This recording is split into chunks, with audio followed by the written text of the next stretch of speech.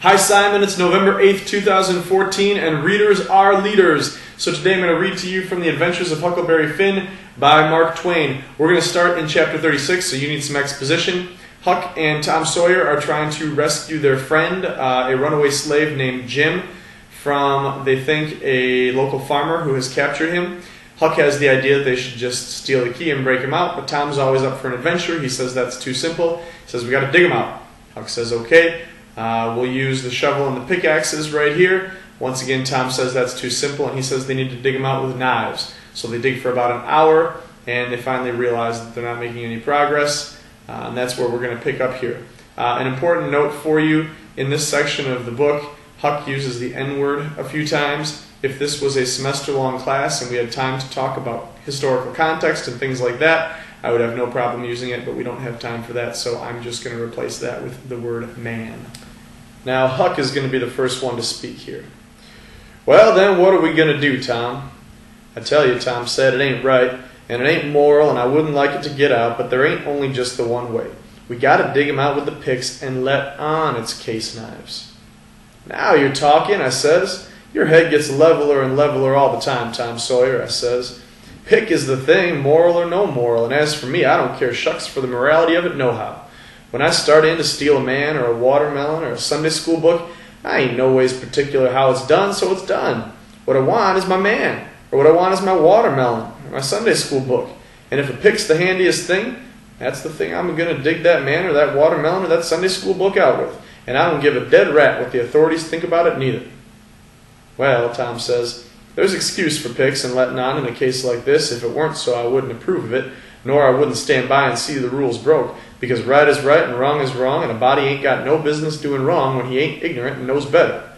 It might answer for you to dig Jim out with a pick without any letting on, because you don't know no better, but it wouldn't for me because I do know better. Give me a case knife.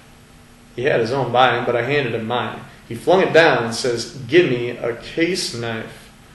I didn't know just what to do, but then I thought. I scratched around amongst the old tools and got a pickaxe and give it to him, and he took it and went to work and never said a word. He was always just that particular, full of principle. Simon, the first time that I read this book, I think I saw that scene as just being a silly adventure story. But the older I get, the more I realize the weight of that passage. In fact, I think that my job teaching in the academy has helped me to understand the weight of that passage as well. Remember, this isn't a game. Jim's life and his freedom hang in the balance. But Tom wants to make it about him and about his heroism. Now, I don't know what your experience has taught you, but my experience has taught me that there are a couple of very realistic aspects to that passage. First, Tom represents a very real group of people in the world who have a set of morals that are convenient for them, and they want to impose those morals on everybody else. It reminds me of the line from the comedian Louis C.K. I have a lot of beliefs, and I live by none of them. I just like believing them. That's Tom. In The Adventures of Tom Sawyer, we find out that he has a relatively stable home life. He's at least got adults and people around who love him and care about him. Huck doesn't have that. So Tom has the luxury of being able to create this set of morals that he doesn't really have to live by, as we see in this passage, because people are going to bail him out and take care of him either way.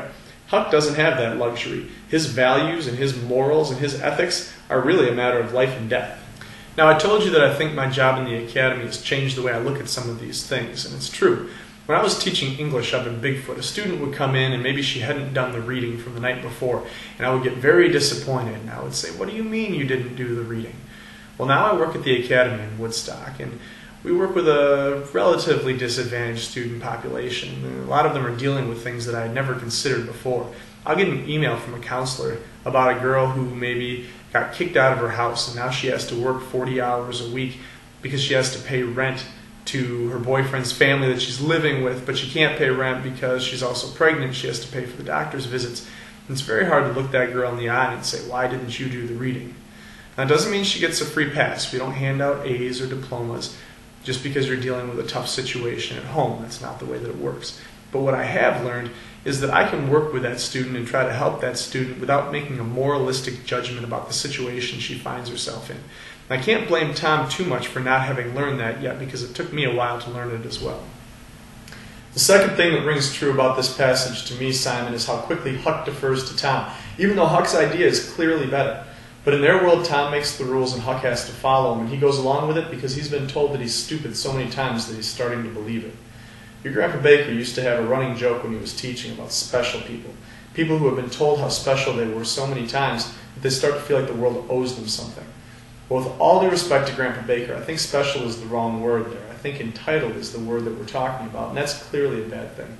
But having someone tell you you're special can make you feel important. It can make you feel valued. And that's something that people like Huck need to hear. I don't think Huck ever heard it. So he didn't think that his thoughts and feelings mattered as much as Tom's, and that's wrong. I hope that I always do a good job, Simon, of making sure you know that your thoughts and your feelings matter. I do value you. I do think that you're important. And don't tell your Grandpa Baker I said this, but I think you're a pretty special kid too.